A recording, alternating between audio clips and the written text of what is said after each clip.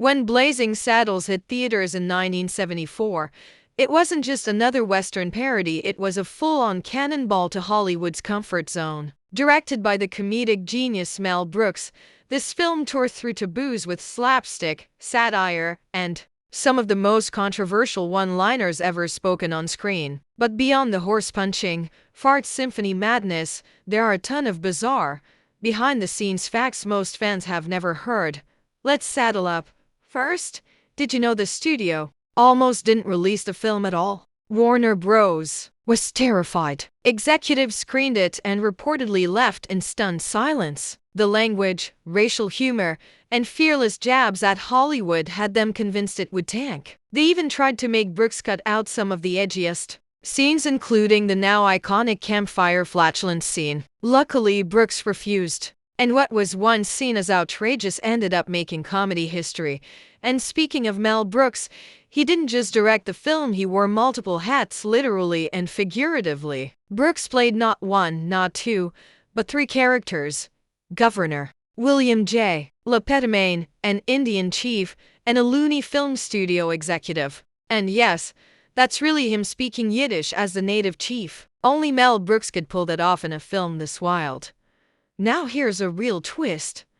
The film was originally supposed to star Richard Pryor as Bart, the black sheriff in the all-white town of Rock Ridge. Pryor even co-wrote the script with Brooks and came up with many of its most outrageous jokes. But when it came time to cast, the studio got cold feet. They were afraid of Pryor's controversial reputation and drug use at the time, so they passed him over. Instead, Clevin Little landed the role and absolutely nailed it. Still, Pryor's voice is all over the movie's humor, and Mel Brooks always gave him credit for shaping its soul.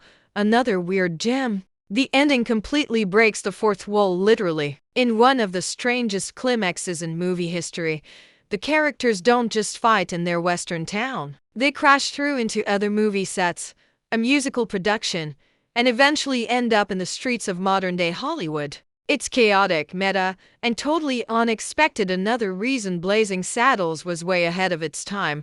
Let's talk about that infamous campfire fart scene. Yes, the one that made audiences lose it in theaters. Believe it or not, this was the first time flatulence had been used as a punchline in a major studio movie. Mel Brooks took something usually off-limits and turned it into comedy gold. Sound engineers layered multiple recordings to create the ridiculous chorus of rumbles. It was so outrageous, some theaters almost refused to play the film. And guess what? Blazing Saddles was nearly called something entirely different. The original title was Tex-X, a play on Malcolm X and the film's racial themes. Thankfully, Brooks changed it. Blazing Saddles just sounds like the kind of ridiculous Western you have to watch. Here's something even longtime fans may not know. Slim Pickens, who played Taggart, had no idea he was in a satire. A veteran of classic Westerns, Pickens played it completely straight, believing he was filming a traditional cowboy flick. The result? Comedy gold. His deadpan delivery made the absurdity around him feel even funnier. Oh, and Blazing Saddles was nominated for 3 Academy Awards. Yep, despite all the offensive jokes and slapstick gags, the film was recognized for its writing, editing, and music. The song Blazing Saddles even got a nomination, showing that beneath all the chaos, there was true artistry at work. And finally, get this, the movie's most famous line, "What in the wide, wide world of sports is going on here?" was completely improvised. That moment of sheer confusion became one of the most quoted lines in movie history, all thanks to Harvey Korman's brilliance. In the end, Blazing Saddles wasn't just a Western spoof, it was a cultural grenade tossed into a politically correct landscape. It broke rules, tore down stereotypes, and paved the way for a new kind of fearless comedy. And while it might never be made today, its legacy still rides strong in Hollywood's wild frontier.